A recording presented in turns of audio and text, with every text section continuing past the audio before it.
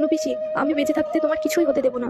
এই নরখাদকদের বিরুদ্ধে লড়াইটা শুধু আমার একার নয়, এটা তোমারও। তুমিই আমার সাহস পিসি, তুমিই আমার বিশ্বাস। ধুর পাগলে, এমন কথা বলতে নেই। আমার বয়স হয়েছে, আমাকে একদিন না একদিন যেতেই হতো। শোন মেয়ে, একটা কথা মনে রাখিস, এই লড়াইটা এখন শুধু তোর। গত 55 বছর ধরে আমি এই মানুষগুলোকে দেখছি, এরা তোকে অনেক অত্যাচার করবে, কিন্তু সাহস হারাবি নে। আমি উপর থেকে তোকে আশীর্বাদ করব। পিসিমা, না, তুমি আমাকে ছেড়ে যেতে পারো না। আমি যে একা হয়ে গেলাম।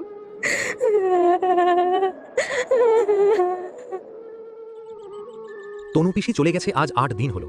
মিনতি বুঝতে পেরেছে কাউকে সে সারা জীবনের জন্য আগলে রাখতে পারবে না। একদিন সবকিছুই ছেড়ে চলে যেতে হবে। আগের থেকে তার রূপ, সৌন্দর্য সবই আস্তে আস্তে নষ্ট হয়েছে। তনু পিসি যখন ছিল তখন দুবেলা খাবার মিললেও এখন একবেলায় কোনো রকম জোটে। তাই মিনতিরও শরীরটা ভালো নয়। বাচ্চা প্রসবের পর থেকে এমনিতেই তার শরীরটা দুর্বল, আর এখন মানসিক চাপ আর বাচ্চা হারানোর দুঃখে আরোই সে ভেঙে পড়েছে। এরপর কেটে গেছে কয়েক মাস। একদিন গভীর রাতে একটা মৃদু কান্নার আওয়াজ মিনতির কানে আসে। ঘুমটা চট করে ভেঙে যায়। ধর্মর করে বিছানায় সে উঠে বসে। বাচ্চা শিশুর কান্নার আওয়াজটা এখন ধীরে ধীরে আর্তনাদে পরিণত হচ্ছে। আর একসময় কান্নার আওয়াজটা থেমে গেল। শয়তানগুলো আবারও একটা শিশুর প্রাণ নিল। কান্নায় ফেটে পড়ল মিনতি। এই নরখাদকগুলোর কি কখনো শাস্তি হবে না? একদিন দুপুরবেলায় মিনতি জানালার সামনে বসে আছে। কতদিন হলো সে বাইরের জগৎ দেখেনি। ভালো মানুষদের সঙ্গে তার পরিচয় হয়নি। খুব ইচ্ছে করছে আজ তার বাইরে যেতে। চিৎকার করে বলতে চাইছে সে তার মনের কথা। আজ তার মায়ের মুখটা খুব মনে পড়ছে। এই বাড়িতে তার মা বিয়ে দিতে চায়নি, কিন্তু মিনতির জেদের কাছে মা হার মানতে বাধ্য হয়েছিল। এসব কথা ভাবতে ভাবতে হঠাৎ মিনতির কানে আসে একটা পায়ের শব্দ। একটু সোজা হয়ে বসে সে। জানালার সামনে এসে দাঁড়ায় মিনতির শাশুড়ি। কিরে বৌমা, কেমন আছিস? এখানে থাকতে তোর খুব কষ্ট হচ্ছে না রে? আমাদেরও খুব কষ্ট হচ্ছে জানিস। অনেকদিন হলো কোনো বাচ্চার স্বাদ পেলাম না। কেতকীকে পাঠিয়েছি অন্য হাসপাতালে, দেখা যাক কিছু ব্যবস্থা করতে পারে কিনা। বলি, তুই তো আবার একটা বাচ্চা দিতে পারিস। ছি ছি ছি ছি, আপনার লজ্জা করেন এমন কথা বলতে? আপনি এখান থেকে চলে যান। আপনারা মানুষ না, নরখাদক। ঠিকই বলেছিস তুই, আমরা মানুষ নই, আমরা মানুষ রূপে নরখাদক।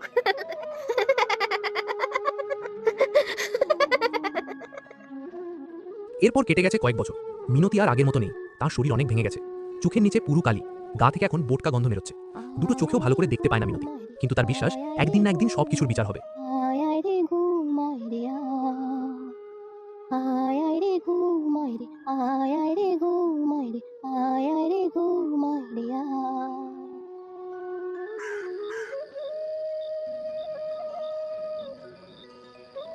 মা, ও মা, মা গো।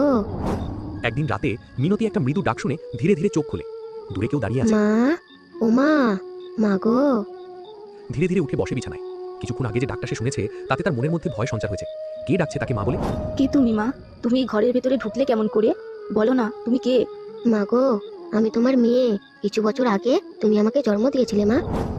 আমার মেয়ে? তুই আমার মেয়ে? তুই বেঁচে আছিস মা? এতদিনে কোথায় ছিলি তুই মা? তোর জন্মের পর তোর মুখ দেখার সৌভাগ্য হয়নি রে মা আমার। আয় আয় মা, আমার বুকে আয়। না মা, আমি বেঁচে নেই মা। আমি এই পৃথিবীর আলো ঠিক মতো দেখার আগেই ওরা আমাকে মেরে ফেলেছিল মা। খুব কষ্ট হয়েছিল সেদিন আমার। সেদিন আমি তোমাকে অনেক খুঁজেছিলাম, তোমার সাহায্য চেয়েছিলাম মা। আয় মা, আমার বুকে আয়। আমার খালি বুকটাকে ভরিয়ে দে তোর ভালোবাসায়। কি হলো? তোকে আমি ধরতে পারছি না কেন? আয় না আমার বুকে মা। কেন তোকে আমি ধরতে পারছি না? এ কি, তুই চলে যাচ্ছিস কেন? রাগ করিস না সোনা, আমি তোর মা। তোর অপেক্ষায় আমি এতদিন বসেছিলাম। যাস না, যাস না তুই আমাকে ছেড়ে, সোনা। ঘুম ভেঙে যায় মিনতির। এদিক ওদিক তাকিয়ে দেখে কেউ তো ঘরের ভেতরে নেই। হঠাৎ জানলা থেকে চট করে কেউ সরে গেল। কে ওখানে? সামনে এসে বলছি। কারো কোনো সাড়া শব্দ নেই। মিনতি ধীরে ধীরে জানলার সামনে এগিয়ে আসে। জানালায় মুখ বাড়িয়ে দেখার চেষ্টা করে। না, কাউকে দেখতে পেল না সে। হঠাৎ কালো অন্ধকার থেকে একটা হাত মিনতির হাতকে চেপে ধরে, আর সাথে সাথে মিনতির ভেতরে কালো ধোঁয়া মতো কিছু একটা জিনিস প্রবেশ করে। মিনতির মধ্যে এখন মৃত শিশুগুলোর আত্মা প্রবেশ করেছে। মিনতির মুখ বিকৃত হয়ে গেছে, চোখ লাল আগুনের মতো। তার শরীরে এখন অসহ্য ক্ষমতা। হঠাৎ ওর কানে আসে একটা বাচ্চার মৃদু কান্নার আওয়াজ।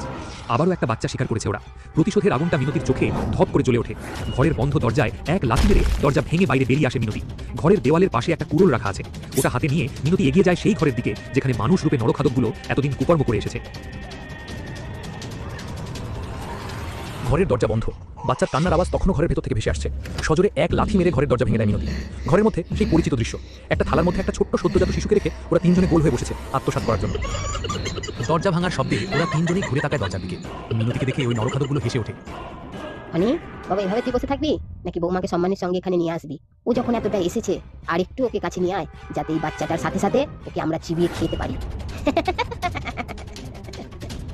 অনি মুখ ঘুরিয়ে কিছু বলতে যাচ্ছিল, হঠাৎ তার কানে আসে একটা বাচ্চার হাসির আওয়াজ। সবার চোখ চলে যায় থালার উপর রাখা শিশুটির দিকে। শিশুটির চোখ লাল হয়ে জ্বলছে। শিশুটি হাত তুলে ওপরের দিকে ইশারা করে। মিনতি ওদের সামনে এসে দাঁড়িয়েছে, হাতে একটা কুড়োল, চুলগুলো এলোমেলো, হাওয়ায় উঠছে। কি ভেবেছিস তোরা বাচ্চাগুলোর সঙ্গে এরকম নিষ্ঠুর ব্যবহার করবি আর তোদের কোনো শাস্তি হবে না? না জানি তোরা কত মায়ের কোল খালি করেছিস, কিন্তু আর না, আজ তোদের শেষ দিন। তোদের মেরে আমি আজ শান্তি পাবো। তুই ভুলে গিয়েছিস যে তুই একা আমাদের তুই কিচ্ছু করতে পারবি না। তুই আমাদের মারবি, তার আগে তোকে উপরে পাঠাবো। কে বললো আমি একা? পিছন ঘুরে তাকিয়ে দেখ, তোদের মতো পিশাচ নরখাদকদের মারার জন্য ওই খুদে যোদ্ধাগুলো আমার সাথে যোগ দিয়েছে। ওরা সবাই পেছন ঘুরে তাকায়। ওদের পায়ের মাটি মুহূর্তের মধ্যে সরে গেল। মরা শিশুদের অতৃপ্ত আত্মারা জেগে উঠেছে। আজ ওদেরও প্রতিশোধের পালা। মারে, আমাদের ছেড়ে দে মা, আমাদের ভুল হয়ে গেছে।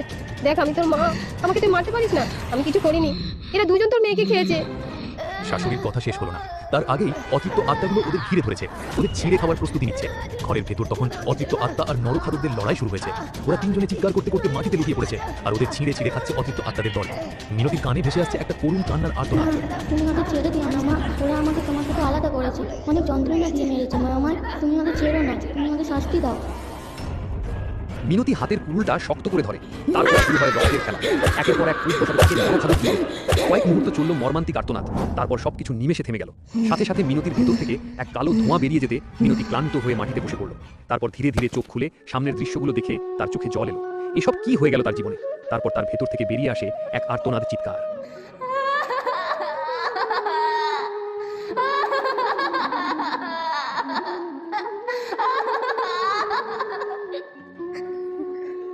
কে রে অপয়া, আমার কথা মিলল তো?